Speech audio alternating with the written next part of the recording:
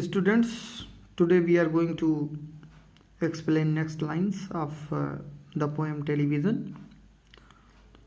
The poet says that it rots the sense in the head, it kills imagination dead. Rot means होता है Sadana. Poet कहता है कि watching too much television rots the mind and it destroys the intelligence and wisdom. Watching too much television kills imaginative faculty. इससे कल्पना शक्ति छीनी हो जाती है, इससे दिमाग हमारा नष्ट हो जाता है, बुद्धि नष्ट हो जाती है. कवि कहता है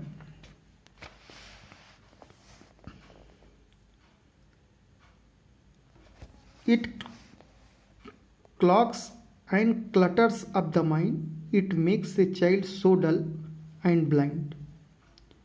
clogs means होता है ब्लॉक यानी अवरुद्ध कर देना, और क्लटर का मतलब होता है किसी स्थान पर गलत तरीके से बहुत सी चीज़ों को जमा कर देना.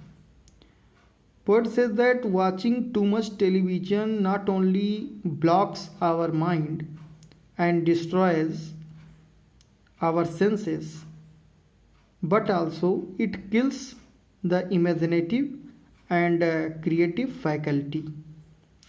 इससे हमारी मानसिक जो स्थिति है वो भी क्षीण हो जाती है, मानसिक क्षमता क्षीण हो जाती है. It makes a child so dull and blind he can no longer understand a fantasy, a fairyland. Fantasy means होता है कल्पना, fairyland मतलब परियों की ज़मीन. Watching too much television makes a child so dull, so idiot and blind that he could no longer understand A fantasy. इतना ज़्यादा वो डल हो जाता है बच्चा कि कल्पना शक्ति उसकी छीन हो जाती है, और यहाँ तक even he can not understand the story of fairy. परियों की कथा को भी वो ठीक से नहीं समझ सकता है. His brain becomes as soft as cheese. The poet says that जो बच्चा ज़्यादा टीवी देखता है उसका ब्रेन उतना ज़्यादा सॉफ्ट हो जाता है जितना कि चीज़. चीज़ का मतलब यहाँ पनीर से नहीं है, चीज़ मतलब यहाँ पे होता है useless. Means watching too much television makes the child's mind useless. बच्चे का दिमाग पूरी तरह से बेकार हो जाता है. His powers of thinking rust and freeze. Rust means होता है जंग लग जाना, एंड फ्रीज मतलब जम जाना. Excessive television watching makes the thinking power rust and freeze. It stops and deteriorates the thinking power of a child who watches television too much. He cannot think, he only sees. And the poet further says that the children only sees because the television takes away their ability to think. बच्चा सोच नहीं सकता है क्योंकि जो television देखता है उसे सोचने की योग्यता उसकी समाप्त हो जाती है. और these lines have been written in capital letter to emphasize that watching too much television has negative impact on children. इस लाइन को कैपिटल लेटर में लिखा गया है क्योंकि कवि इसमें ज़्यादा महत्व देता है कि जो बच्चा ज़्यादा टीवी देखता है उसकी मानसिक योग्यता समाप्त हो जाती है और इसका बच्चे पर बहुत ही बुरा प्रभाव पड़ता है. All right, you will cry, all right, you will say, but if we take the set away, what shall we do to entertain our darling children? Please explain.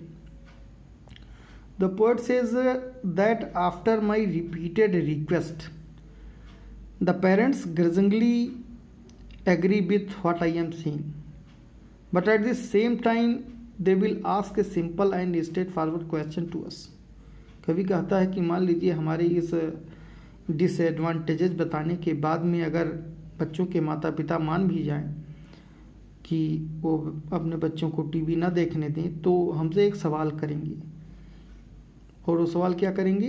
But if we take the set away what shall we do to entertain our darling children?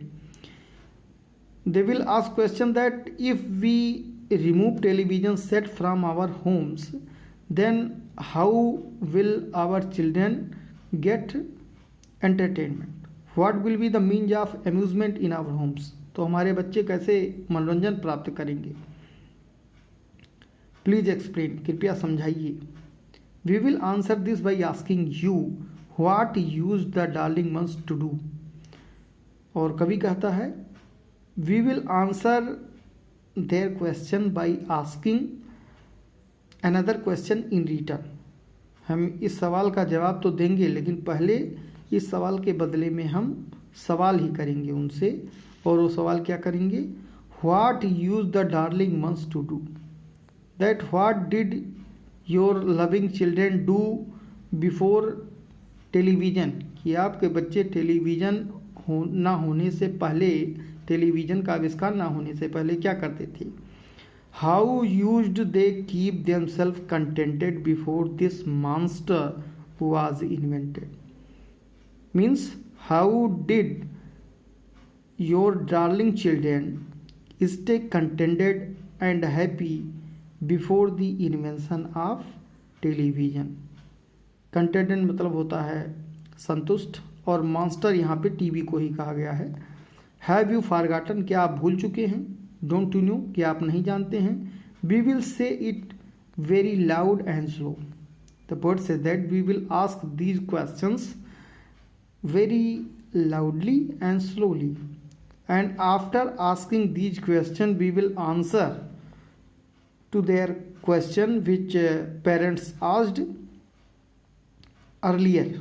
They used to read, they would read and read and read and read, and then proceed to read some more.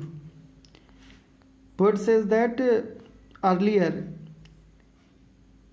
students and children used to read, and they never get tired of reading, and they continuously read and read and read and read, and then proceed का मतलब होता है आगे बढ़ना।